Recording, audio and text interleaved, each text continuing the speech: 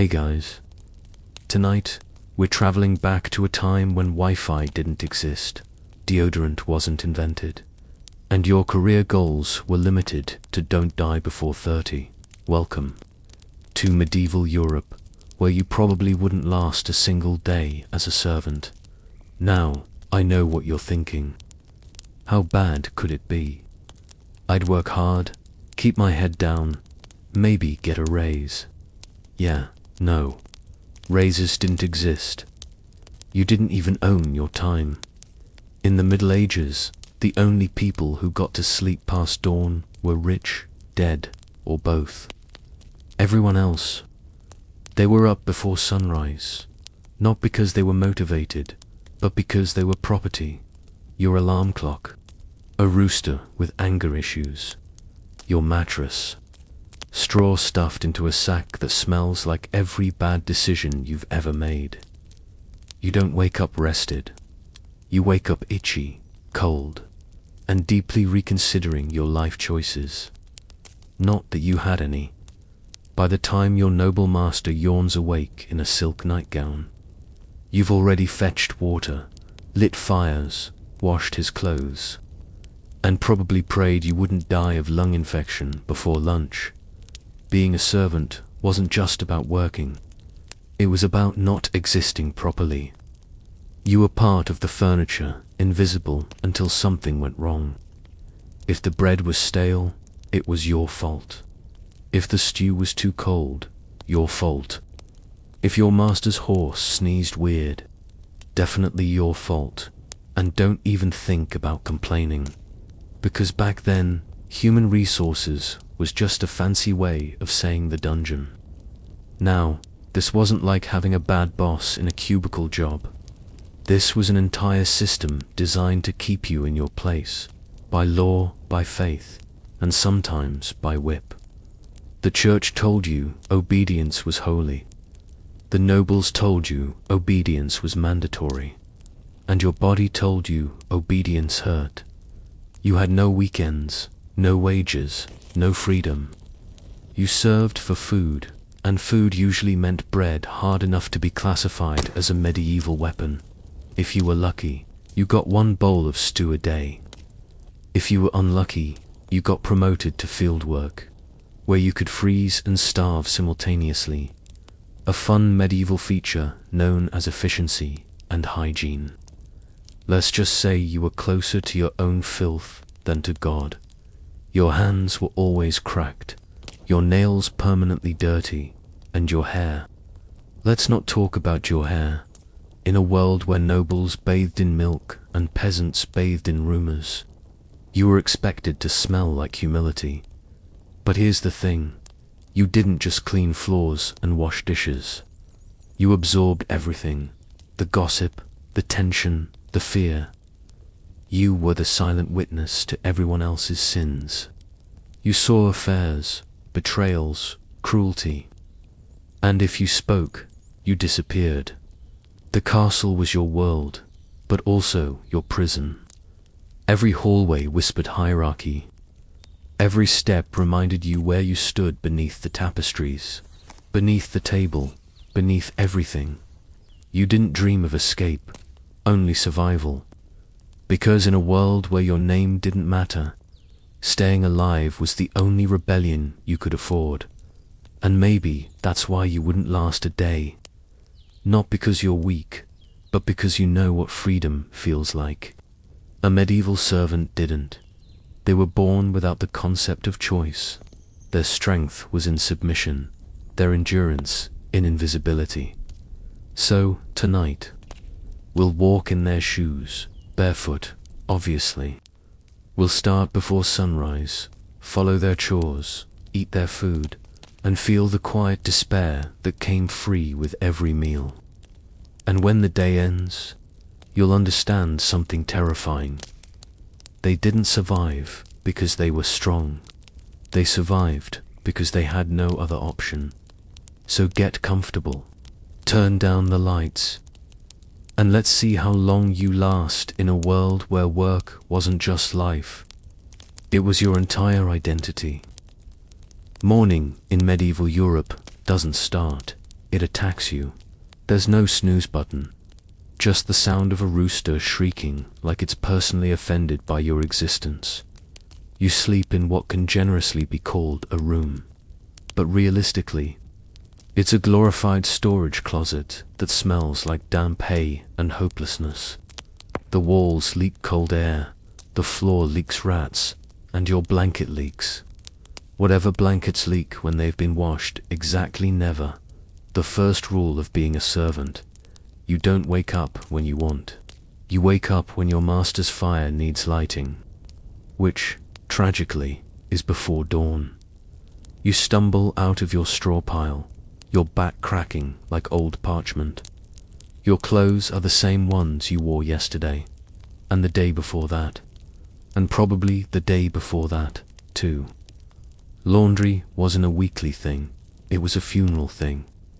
The air outside is freezing. You can see your breath in the dark. You light the first fire of the day with trembling fingers, praying it catches before your master catches you not doing it. If you're wondering about breakfast, that's cute. Servants don't eat breakfast. They remember breakfast. Maybe, if you're lucky, you'll lick the crust of yesterday's bread. And speaking of bread, you baked it.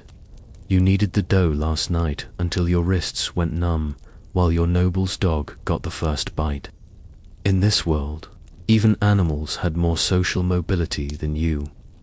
Once the fire's lit and your master's chamber starts to smell faintly of warmth instead of death, you move to the kitchen, the heart of every household and the lungs of every servant.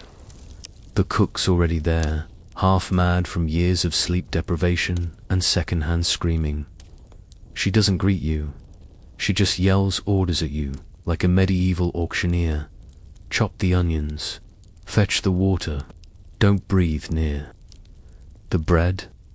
You obey without thinking, because that's what you do here. You move without memory, act without question, exist without pause. You carry buckets of water from the well, the rope cutting into your palms, the bucket splashing on your feet, the mud swallowing your shoes. Every trip feels like dragging your own grave uphill. When the water's finally boiled, you pour it into the basin for your master's bath. The steam fogs the air, filling the room with a smell of herbs, oil, and class divide. He steps in without a word. You step back without a sound. You're invisible again. Part of the walls, part of the silence. Now it's time to clean you. Sweep the floors, polish the silver, dust the tapestries that cost more than your entire village. You do it quietly, like a ghost paying rent. You notice things as you work, the cracks in the walls, the way the Lord's boots leave streaks of dried blood, the little things no one's supposed to see. You don't ask questions. Questions are dangerous. Servants who get curious tend to relocate hot. Sometimes the lady of the house appears, gliding through the hall like a scented storm. She doesn't look at you. She looks past you, as if her perfume has higher social status than you do. She might drop a comment. This rug looks dusty. And there it is, your death sentence for the next hour. You drop everything, scrubbing like you're trying to erase your own reflection from the floor.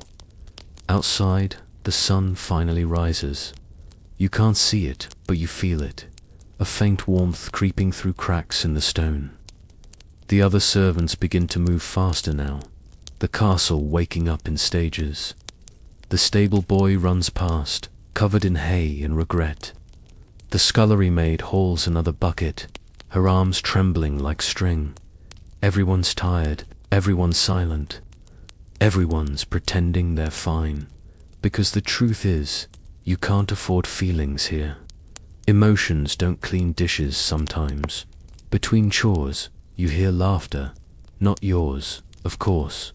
It's coming from the great hall. The nobles are having breakfast, eggs, meat, fruit, bread, soft enough to make you weep. You're not allowed in. You wait by the door in case someone needs more wine or wants to complain that the butter tastes poor. Through the half-open door, you glimpse them dressed in velvet, dripping gold. Their fingers gleam with rings. Your fingers are bleeding under the dirt. The difference between you and them isn't effort, it's birth. And when they laugh, it's not at jokes. It's at the luxury of never worrying about hunger. By mid-morning, you've already lived an entire day's worth of exhaustion. You haven't eaten, you haven't stopped, but you can't rest yet because the church bell rings, and that means confession time. You march with the others into the chapel, the one place where even the air feels guilty. The priest drones on about humility and sin. You nod, because it's not like you have a choice, he says. Remember, obedience is holy. You try not to laugh, mostly because laughing here is considered a sin too. Then, as the sermon ends, the priest blesses the nobles first, then the soldiers, then the merchants. And by the time he gets to you, he's out of holy water. That's medieval equality for you. You return to your chores, and the cycle continues. You patch torn clothes with trembling hands, scrub wooden floors until they shine, and carry laundry that weighs more than your paycheck. Not that you have one. There's a rhythm to it all, a grim music made of footsteps, whispers, and the occasional crash followed by yelling. The house is alive, but not in a friendly way. It breathes through your suffering. You think, just for a moment, about leaving, running away, but where would you go? The villagers are starving, the roads are full of thieves, and freedom's just another kind of hunger. So you stay, you survive, because in this world, that's the bravest thing you can do. When noon finally arrives, the sun is bright, but your world isn't. You stand in the courtyard, holding a broom, staring at the chickens like they've achieved enlightenment. They don't pay taxes, they don't answer to anyone. They just exist, and you can't help thinking, maybe the chickens are the real nobles here.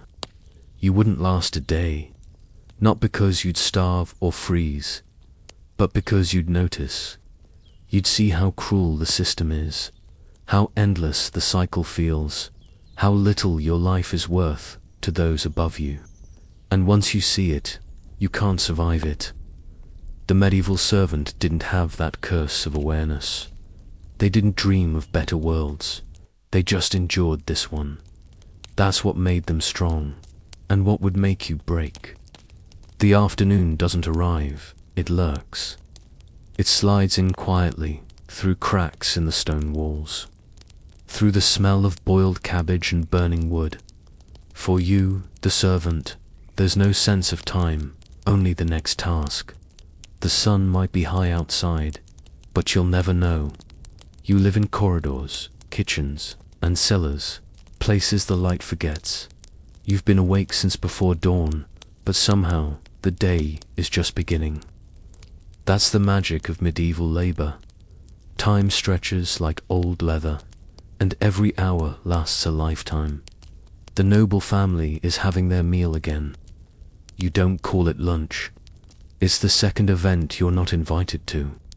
They eat in silence, except for the clinking of knives and the occasional argument about the quality of venison which you cooked. Obviously, from your post by the wall, you watch as they complain about the heat of the fire, the sharpness of the cheese, the arrangement of the herbs. It's performance art, really, except you're the unpaid stagehand. If the wine's too cold, it's your fault. If it's too warm, it's still your fault. And if it's perfect, they'll never mention it. Welcome to medieval. Customer service, the lady of the house, gestures for more bread. You hurry forward, bowing slightly, eyes fixed on the tray, never her face. You place the loaf down carefully. Not this one, she snaps. The other one. There is no other one. But you nod anyway, as if there is. Because that's the first rule of servitude. Pretend there's always another one. You take the bread back to the kitchen, stare at it for a second, and then return with the same loaf, flipped upside down. She eats it without noticing. Congratulations, you've mastered the medieval art of diplomacy. When they're done eating, you clean up. You clear plates, scrape leftovers into buckets, and try not to think about how that half-eaten goose leg would have been a feast for you. The cook slaps your hand when you linger near it too long. Later, she hisses. You know what that means if she's in a good mood. You might get the scraps that didn't touch the floor. In a world without wages, crumbs are currency. By mid-afternoon, your body is moving on muscle memory. You've stopped feeling pain. It's just background noise now. You haul water to the upper floor, your arms trembling under the weight. One wrong step and it spills, and that means another round trip to the well. The rope there cuts deeper each time you pull. Your palms look less like skin and more like geography, a map of scars and blisters. The other servants are just as broken. One of them, Tomas, works beside you, grey-haired. He's been here for 20 years. He doesn't complain anymore. He just mutters prayers to saints no one remembers. He tells you something while you scrub the hallway floor. You know, he says, voice low, the nobles. They fear us. You laugh. You can't help it. He smiles faintly. Not us, exactly. What we could become, if we ever stopped obeying. You nod, though you don't believe him. You can't afford to. Outside, the sound of hooves, a messenger. He rides past the gates, mud splattering your face. You wipe it off, thinking nothing of it. Inside the great hall, the Lord reads a letter aloud. There's talk of war, of taxes, of rebellion in a distant shire. You're half listening, half daydreaming. Rebellion. The word tastes strange, like fire and freedom, both forbidden things. But then he laughs, and the moment dies. Peasants never win, he says. They're born to kneel. You bow your head lower, pretending you didn't hear. As the day drags on, the castle begins to hum with whispers. Not all of them human. There's a superstition that servants hear ghosts more clearly than nobles. Maybe it's because you spend your life in the quiet corners, the places where the walls remember. Sometimes, while you're polishing silver, you swear you hear voices, not angry, just tired. 1,000 unspoken prayers echoing through cold stone. You don't mention it. Last servant who talked about hearing things ended up volunteering for monastery work. Translation, never came back. At sunset, you're called outside. The Lord's hunting dogs need cleaning again. They snarl while you wash them, teeth bared, eyes wild. You envy them, in a way. Even chained, they're freer than you. The sun bleeds orange behind the hills. Your reflection in the water looks older than your years. You wonder, will anyone remember you? Probably not. Servants don't leave legacies. They leave clean dishes. You drag the buckets back to the kitchen. The cook tosses you a hunk of stale bread, your dinner. You chew it slowly, carefully. It could break a tooth if you're not paying attention. The other servants eat in silence. Someone hums a hymn, off-key, tired. For a brief moment, you all look at each other, not as workers, but as survivors. Then the bell rings again. Work calls. Night is coming, but the day refuses to end. You carry the candle trays upstairs, your hands steady despite the shaking. You light the lamps one by one, shadows shrinking and growing around you like breathing from the Lord's chamber. Laughter spills out, sharp, wind-drunk, meaningless. You move past the door quickly. You've learned that rich laughter is dangerous. It usually ends with someone else's misery.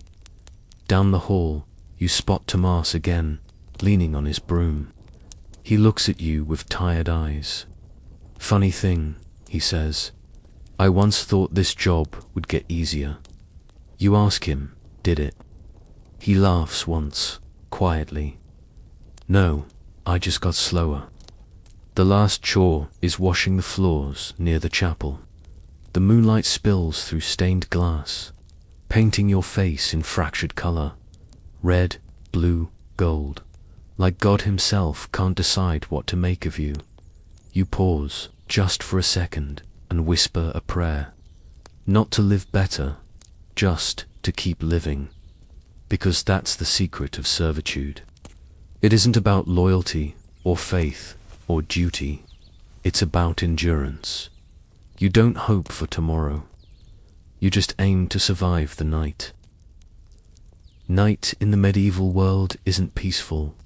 It's heavy. It sits on the roof like a living thing, pressing down on wood, on stone, on you. When you're a servant, nighttime isn't rest time. It's just the second shift. The nobles think the day ends when they finish their wine. For you, that's when it really begins. You move through the halls with a candle, its flame trembling like your hands. The corridors are quiet, but never truly silent. Somewhere, a rat skitters through the dark. Somewhere else, someone cries softly into a pillow. The castle breathes, and you keep pace with its lungs. You start by cleaning what the day destroyed.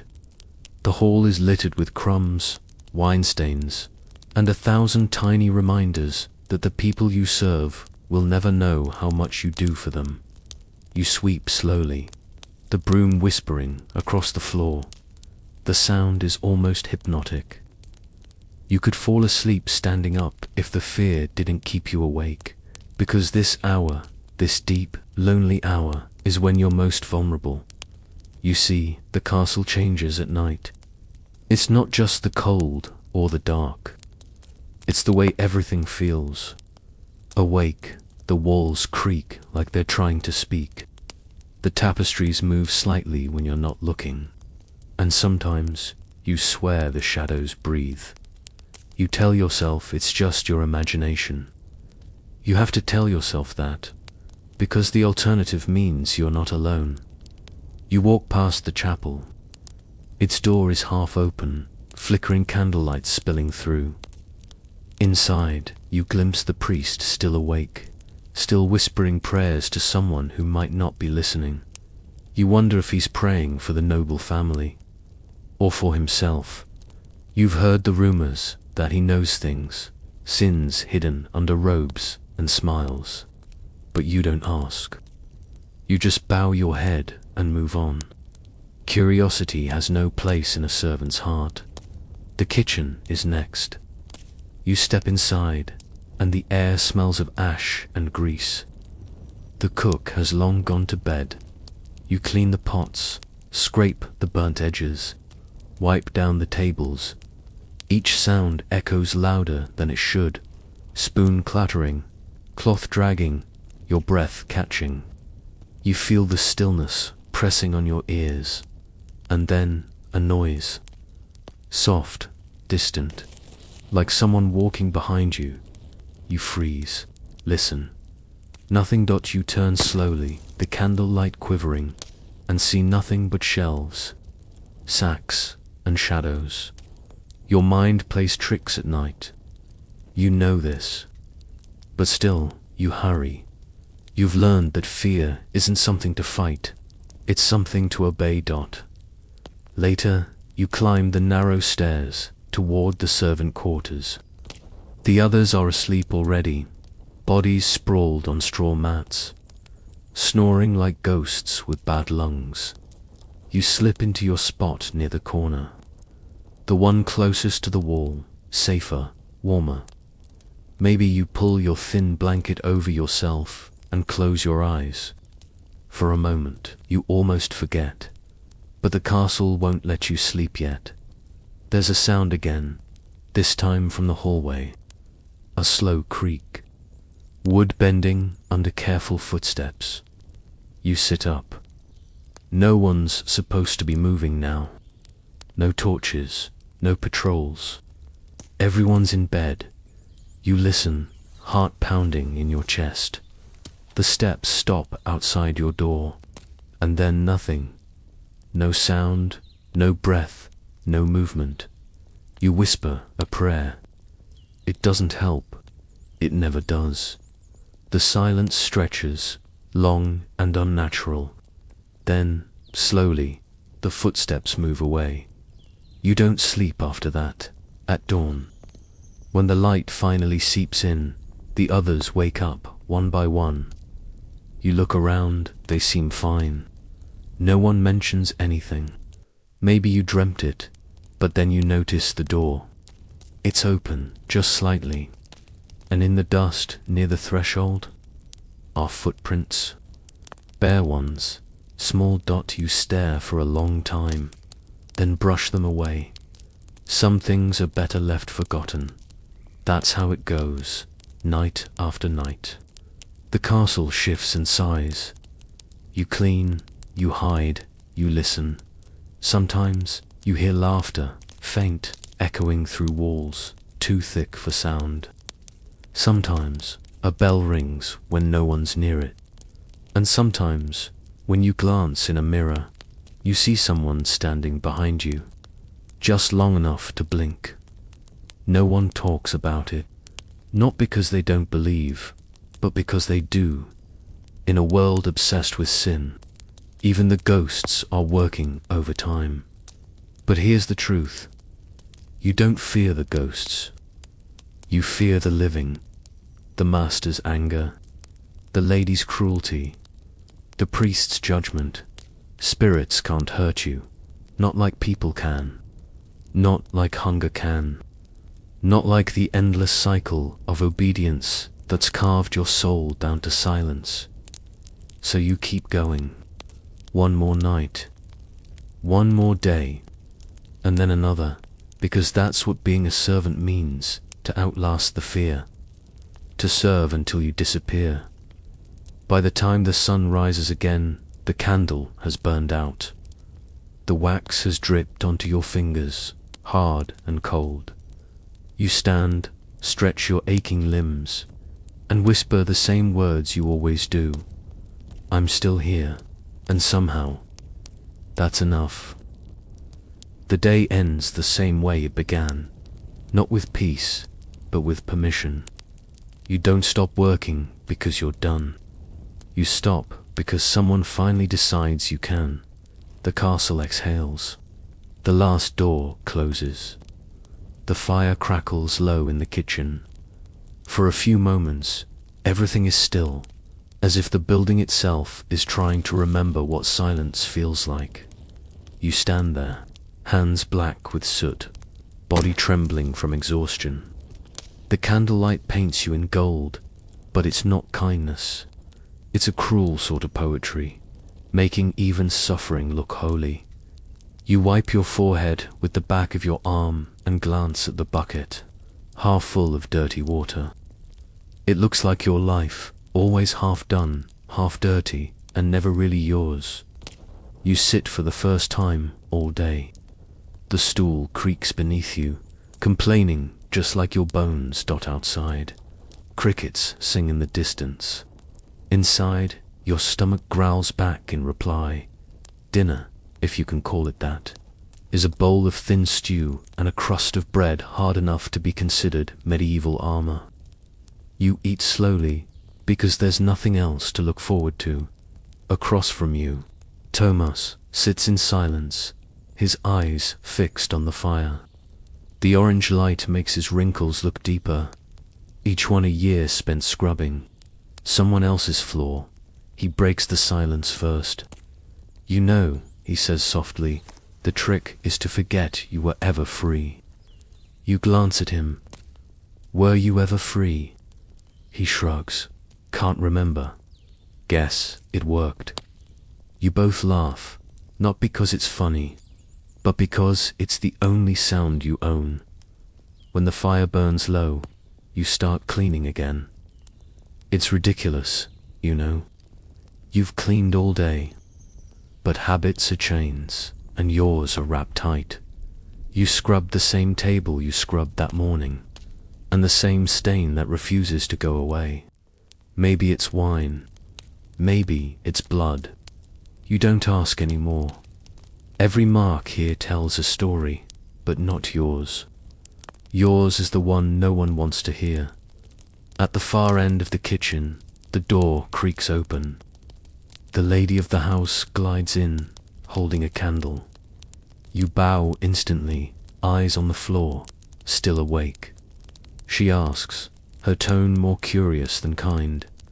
Yes, my lady. She sighs, not from sympathy, but boredom. Good. Tomorrow we host guests. You'll serve in the hall. You nod. Yes, my lady. She turns to leave, then pauses. For a heartbeat, she almost looks human, tired, even lonely. You ever wish you were born different? She asks quietly.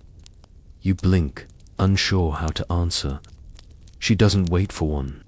I do, she says, and walks away. The door closes behind her, and you're left wondering, is pity a luxury too? You head to the servants' quarters. It smells of straw, sweat, and the kind of dreams that die quietly. You lie down, staring at the ceiling. The wood above you is scarred with years of smoke and time. Someone's carved initials into the beam, long faded, half-yaced. You run your fingers over them. For a moment, you imagine carving your own. Then you stop. What's the point? Wood lasts longer than you do, but even it forgets eventually. You turn to Thomas, already half asleep. Do you ever think they'll remember us? You whisper, he grunts. They won't even remember our names. You both fall silent. The fire in the corner flickers out, leaving the room in soft darkness. You listen to the slow rhythm of breathing. A dozen tired souls bound together by servitude and survival. It's not peace, but it's something close. Outside, the wind picks up. The castle moans, that deep, ancient sound old buildings make when they remember too much. Somewhere in the distance, a church bell tolls. It's not calling for prayer. It's just marking another day gone, another day survived. You smile faintly in the dark. Tomorrow will be the same. The chores, the cold, the silence. But tonight you rest, because even obedience needs sleep. And as your eyes close, you think maybe the miracle isn't escaping this life. Maybe it's enduring it without losing your soul entirely. You whisper to no one, I'm still here. And in a world that never wanted to see you, that's a victory. And so, our day as a medieval servant ends, not with triumph, not with freedom, but with a quiet kind of endurance. You've scrubbed, bowed, bled, and survived. The castle still stands. The nobles still feast. And you return to the same corner of straw, the same hunger, the same unspoken prayer. It's strange, isn't it? How history remembers the kings, the knights, the crusaders, but not the ones who kept their fires burning, not the hands that cleaned their armor, or the backs that carried their luxury. The world moves because of invisible people, and then forgets them. But maybe that's the point of telling this story. To remember the lives that history erased. To hear the echo of the broom. The whisper of the servant who once looked at the moon and wondered if God ever looked back. They didn't fight wars. They didn't change empires, but they endured, and that's a different kind of courage. When we talk about the Middle Ages, we talk about castles and crowns, about saints and sinners. But the truth hides between the bricks, in the quiet suffering that made all of it possible. So tonight, as you lie down in a warm bed, in a world with light, comfort, and freedom, remember that you lived a dream they couldn't imagine. That the small comforts you take for granted once cost someone their life, because history isn't just kings and battles. It's the soft, tired breath of people who never got to rest. The servants, the peasants, the forgotten dot, and maybe, just maybe, their greatest rebellion was this. They kept going. Thanks for watching, and for remembering the ones history didn't. If you want to wander deeper into the shadows with me, don't forget to like, subscribe, and let the past keep whispering you to sleep. Good night. And don't forget to thank your ghosts.